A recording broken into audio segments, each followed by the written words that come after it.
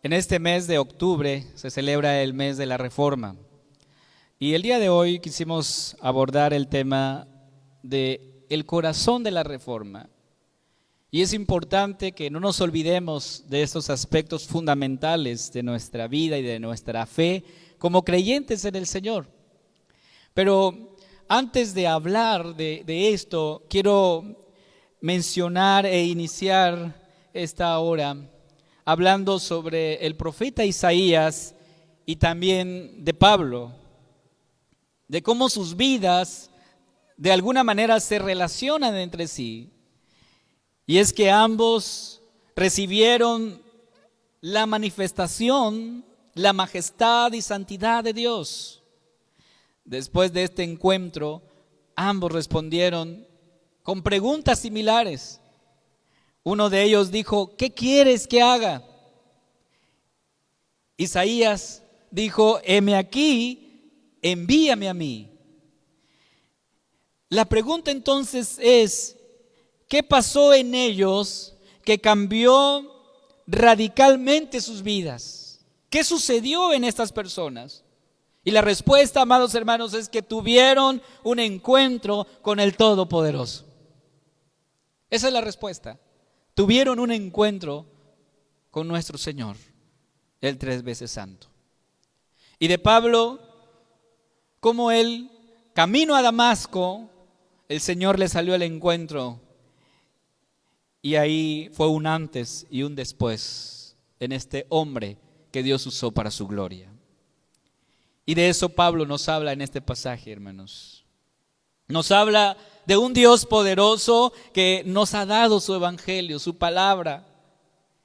Y por eso la pregunta: ¿cuál es el corazón de este mensaje? ¿Cuál es el corazón, el fundamento? Y quiero hablar dos cosas en esta hora. Primero, que somos salvos por gracia, así lo hemos leído. Y segundo, que el justo por la fe vive. Dos cosas que fueron estandartes en este movimiento del siglo XVI, de la Reforma. Somos salvos por gracia, hermanos. Y dice el pasaje, versículo 16 de Romanos 1, porque no me avergüenzo del evangelio. No me avergüenzo. Me imagino a Pablo reflexionando de lo que el Espíritu Santo le está revelando, le está inspirando, y él pensando en ello, de cómo fue abrumado por la gloria y la majestad de Cristo en su camino a Damasco. El Dios 3 veces santo se dignó a mirarlo a él y extendió su cetro de amor y de perdón en Pablo. Entonces él, exaltado por esa majestad, por esa santidad, él menciona: no me avergüenzo del evangelio. Hermanos, conocemos nuestra cultura, sabemos muy bien cómo funciona. Y por lo que hemos visto, nuestra cultura es que cuando algo no es popular, las personas tienen un sentimiento de vergüenza cuando algo no es popular y buscan la manera de que no se les relacione con ellos.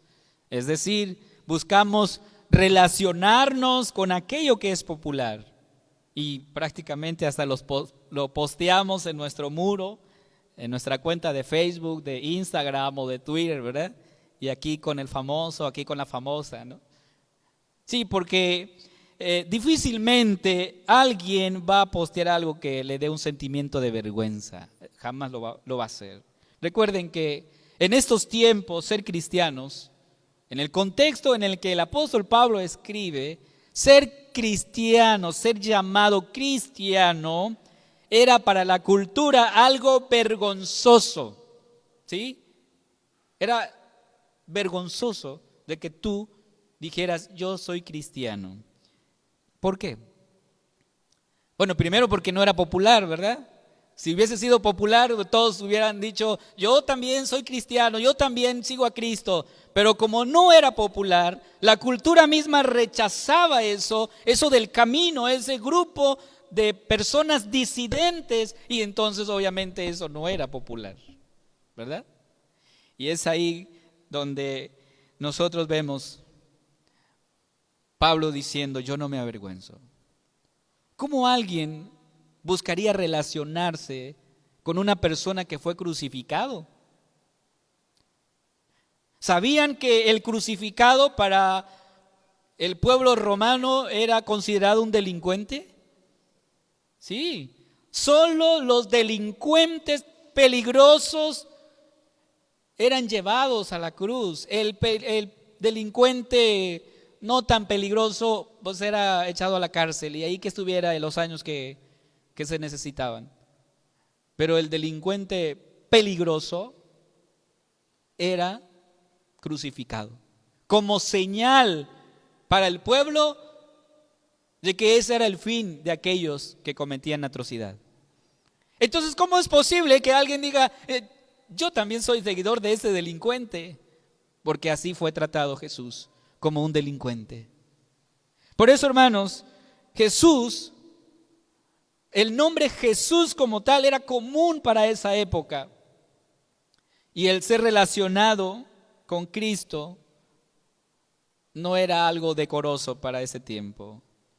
De hecho, las personas, sin duda, los que no creían en Cristo, pensaron, oye, si fue crucificado, algo hizo, algo habrá hecho para que los romanos lo pusieran en esa cruz.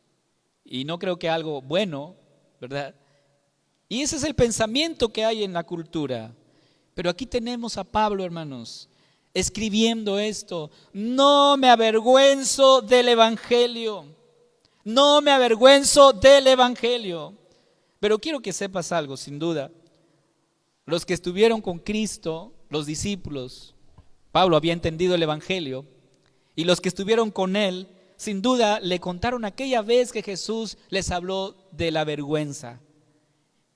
Sin duda eso los discípulos le dijeron, oye Pablo, te queremos compartir algo que Jesús nos dijo una ocasión acerca de eso. Y lo encuentro en Marcos 8:38. Dice Jesús, porque el que se avergonzare de mí y de mis palabras en esta generación adúltera y pecadora, el Hijo del Hombre se avergonzará también de él cuando venga en la gloria de su Padre con los santos ángeles. Eso fue lo que los discípulos le compartieron a Jesús. Lo que Jesús dijo respecto a la vergüenza. Y él dijo, porque el que se avergonzare de mí y de mis palabras, yo también me voy a avergonzar de él cuando venga por segunda vez. Pablo entendió muy bien el mensaje. Por eso él dijo, yo no me avergüenzo del evangelio. Hermanos, es más, Dios no tiene vergüenza de nosotros, de ustedes y de mí. Dios no se avergüenza de llamarse Dios de nosotros. Ahora yo les pregunto a ustedes, ¿acaso tú tienes un mérito alguno para que recibas esa bendición y el beneficio de tener un padre como Dios? ¿Verdad? No hay alguno. Hebreos 11:16 dice, pero anhelaban una mejor, esto es, celestial, por lo cual Dios no se avergüenza de llamarse Dios de ellos, porque les ha preparado una ciudad. Dios no siente vergüenza de nosotros, hermanos. Él nos ama. Él nos ama. Entonces, ¿por qué Pablo no siente vergüenza del evangelio? ¿Por qué? Él abiertamente dijo, yo no me avergüenzo del evangelio. ¿Pero por qué? ¿Tú puedes salir y hacer lo mismo? ¿Tú puedes ir a galerías ahorita y decir ahí en voz alta, yo no me avergüenzo del evangelio? ¿Lo harías? Se me hace que le pensaríamos 2 o 3 veces, ¿verdad? Sí, no, ¿qué van a pensar de mí? Que estoy loco o algo, ¿verdad? Que yo esté gritando por ahí. Algo así Pablo está diciendo, yo no me avergüenzo del evangelio. ¿Por qué? Primero dice, porque es poder de Dios. Es poder de Dios, hermanos.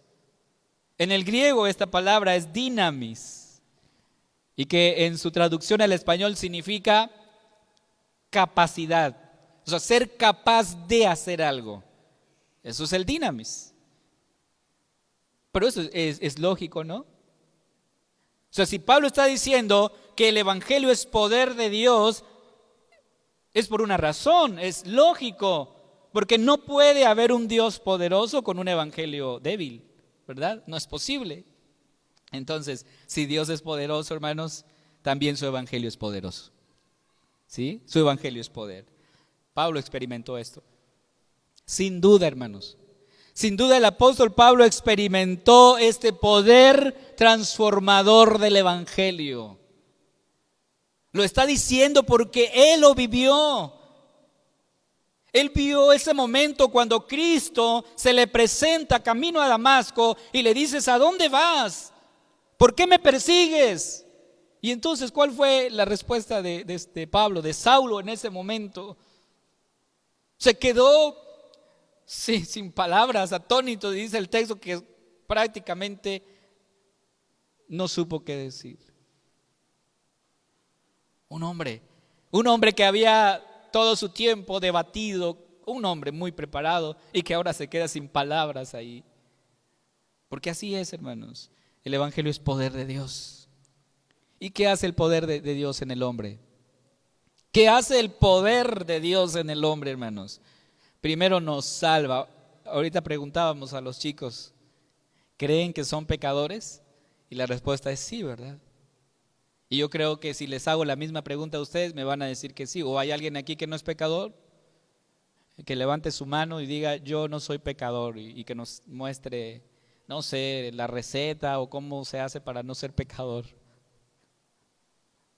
Porque sí somos pecadores, ¿verdad? Le fallamos a Dios con nuestros pensamientos, con nuestras acciones. Le fallamos a Dios. Y entonces, ¿qué hace el evangelio, hermanos? El evangelio nos salva de la condenación eterna. Y no solamente de esa condenación que Dios ha dicho, sino que nos salva de Dios mismo. Y ustedes se preguntarán, ¿cómo que de Dios mismo? Sí, el evangelio nos salva de Dios mismo. Y lo vamos a explicar más adelante. Pero entonces Pablo dice: no me avergüenzo del evangelio porque es poder de Dios para salvación, al judío primeramente y también, ¿a quién? Al griego. Y dentro de esos griegos estás tú también, ¿verdad? Porque los griegos eran los gentiles. Es decir, los que no eran parte del pueblo, pues, pero fueron integrados, injertados, dice Pablo en su carta a los romanos. Fuimos injertados y ahora somos pueblo de Dios, dice el apóstol Pedro, ¿verdad? Somos pueblo, antes no éramos, ahora lo somos. Y entonces la salvación ha llegado a nosotros y podemos experimentar ese precioso regalo que hemos recibido, salvos por gracia. Ahora, hay otra declaración que Pablo dice aquí en el versículo 17. Dice: porque en el evangelio la justicia de Dios se revela por fe y para fe. Como está escrito, dice, está haciendo una referencia al Antiguo Testamento de uno de los profetas. Como está escrito: mas el justo por la fe vivirá. El justo por la fe vive, hermanos. Bueno, esta fue la enseñanza bíblica que originó la controversia más profunda en la historia de la cristiandad. Esta controversia provocó el movimiento de la Reforma Protestante del siglo XVI, hermanos. Sí, y la frase como estandarte que se usó fue sola fide, es decir, sola fe. Somos justificados por la fe, nada más. Por nada más que por la fe. Martín Lutero, que fue el que el Señor usó para este movimiento, dijo que la doctrina de la justificación solo por fe es el artículo por el cual la iglesia se mantiene o se cae. Y Calvino escribió que la doctrina de la justificación es la bisagra donde todo gira. La justificación. ¿Por qué? La pregunta aquí es, bueno, ¿Qué tan importante es hablar de la justificación y de la salvación solo por fe? ¿Cuál es la importancia, hermanos? En otras palabras, lo que estamos diciendo es la pregunta: ¿con qué base Dios te dice eres justo cuando en realidad no lo eres? ¿Cómo sucede esto? O sea, ¿cómo una persona injusta puede ser justificada? ¿Cómo sucede esto? Esa es la pregunta, hermanos. Y es que tenemos un gran problema, tú y yo. Un problema muy grave. Y el problema grave es que Dios es justo y nosotros no somos justos. Dios es justo. En el Señor no hay injusticia, hermanos. Y sabe, cuando el Señor venga por su iglesia, sus elegidos recibirán la gracia. Y los reprobados, los que no creyeron en Cristo como su Salvador, recibirán justicia. Pero jamás recibirán injusticia de Dios. Entonces, los redimidos recibirán de parte del Señor su gracia, su benevolencia, pero los injustos, los incrédulos, solamente van a recibir la justicia del Señor. Entonces, Dios es justo, yo no lo soy. Eso es una realidad que no voy a poder negar. Y así como David se preguntó, si el Señor tuviera en cuenta las iniquidades, ¿quién podría permanecer? Es la pregunta que hace David. O sea, si el Señor toma en cuenta todo lo que soy, todo lo que pienso, todos mis pecados, ¿quién podría permanecer delante del Señor? Ahora, obviamente esto es una pregunta retórica, ¿verdad? Y la respuesta es que nadie puede soportar el escrutinio divino, el examen divino, nadie lo puede hacer. Así de fácil. Por lo tanto, hermanos, si Dios extendiera la vara de medir de su justicia, la regla de medir, y con esa nos evaluara tu vida y mi vida, ambos pereceríamos, porque no somos justos. No somos justos. El apóstol Pablo dijo en su carta a los Romanos, no hay justo ni aún uno. No hay quien haga lo bueno. No hay ni siquiera uno. Entonces, amados hermanos, muchos de nosotros pensamos que la forma de resolver este problema es trabajando más, es esforzándonos más. Y creemos que esto es suficiente para lograr el amor del Señor. De alguna manera creemos que nos ganamos el favor de Dios. Y decimos, voy a echarle más ganas, voy a esforzarme para que el Señor me bendiga. ¿Acaso eso es así? No. Porque Dios te ama por pura gracia. Nada más. Y su amor es incondicional.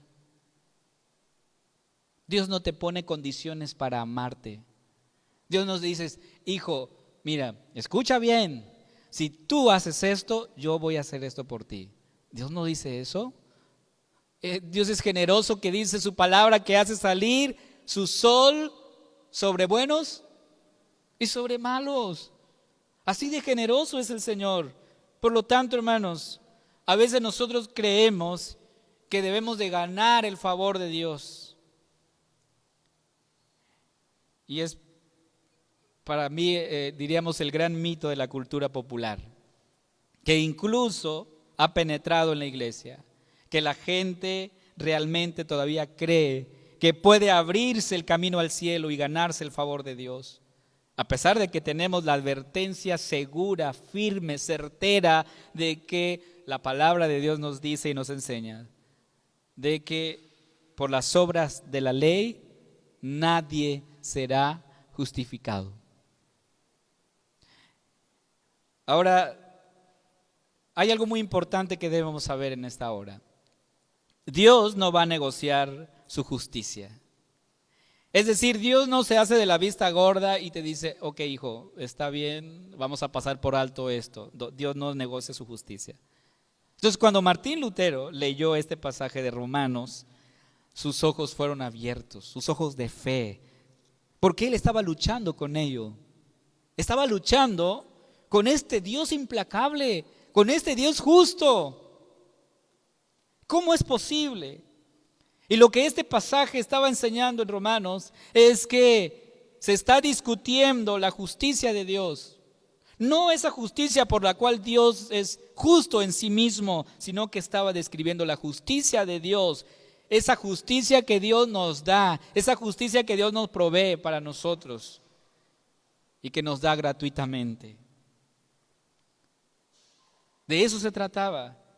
Entonces cualquiera que pone su confianza en Cristo recibe el abrigo, el amparo de la justicia de Cristo. Y entonces Lutero dijo, esto entró en mi mente y me di cuenta por primera vez que mi justificación, que mi posición delante de Dios no se establece sobre la base de mi propia justicia. Obviamente nuestra justicia, hermanos, es pobre, es desnuda, ¿sí? Y que nunca estará a la altura de las demandas de Dios, sino que nuestra justicia descansa única y completamente en la justicia de Cristo. Y Lutero dijo, debo aferrarme a esa justicia de Cristo, no a mi justicia, porque mi justicia es débil. Mi rectitud se tambalea, pero la rectitud de Cristo no. Y él dijo, cuando comprendí que por primera vez en mi vida había entendido el Evangelio y miré que las puertas del paraíso se abrieron y yo las atravesé libremente. Hermanos, es como Lutero afirmó, esta declaración, el justo por la fe vivirá, fue el lema de la Reforma, el justo por la fe vivirá. Y tú te preguntarás, bueno, ¿y qué significa esto? Significa que Dios te declara justo aunque no lo eres. Eso es. Por eso preguntábamos, ¿hay alguien aquí que no ha cometido pecado? Y la respuesta es obvia. Todos vamos a decir, sí, yo he cometido, yo le he fallado a Dios.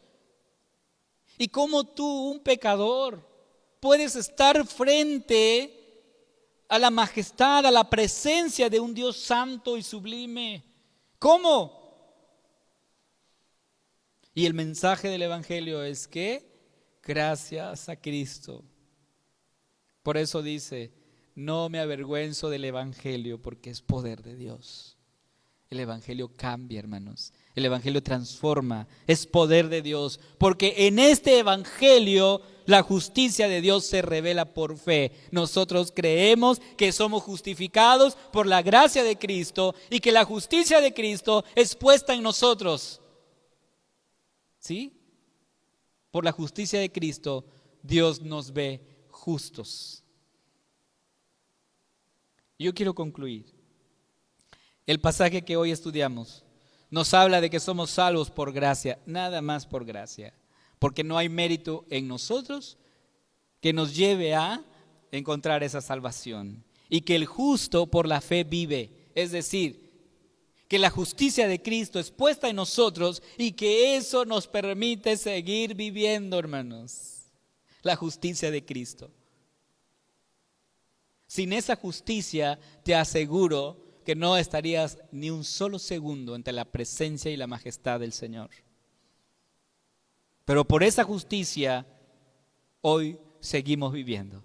Y ese fue el corazón de la Reforma.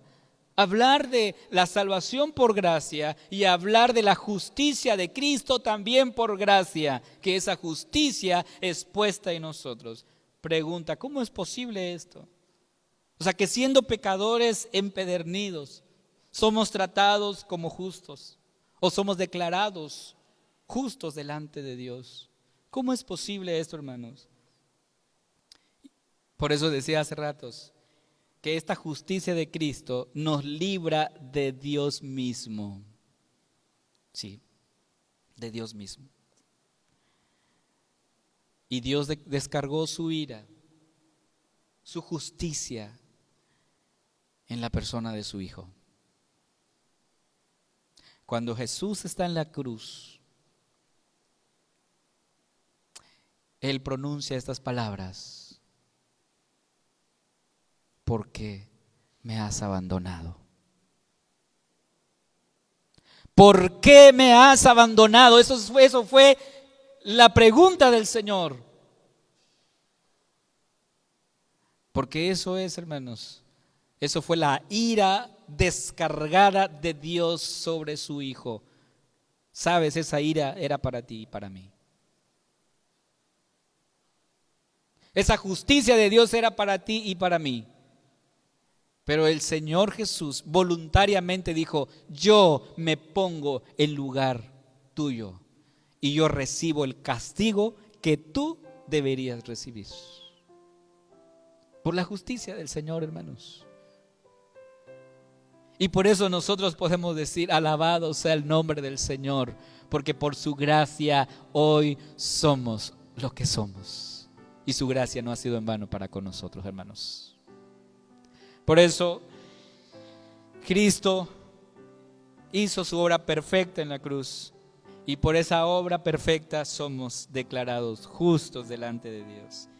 Y esto solo nos debe llevar a algo, hermanos, a algo importante, a una vida de total agradecimiento delante de Dios. Pues la justicia de Dios es nuestra protección con la ira misma de Dios.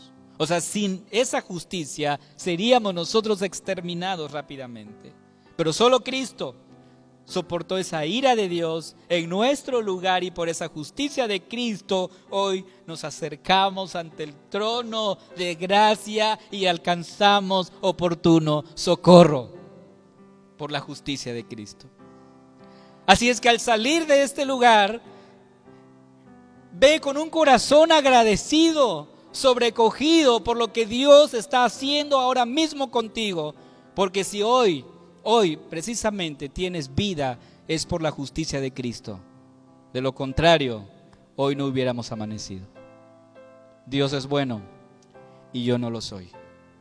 Pero gracias a Cristo, hoy tenemos vida, y tenemos vida en abundancia. Vamos a orar. Padre amado, gracias te damos, porque has usado en toda la historia a hombres que predicaron y pregonaron tu evangelio poderoso. Lo hemos visto, Señor.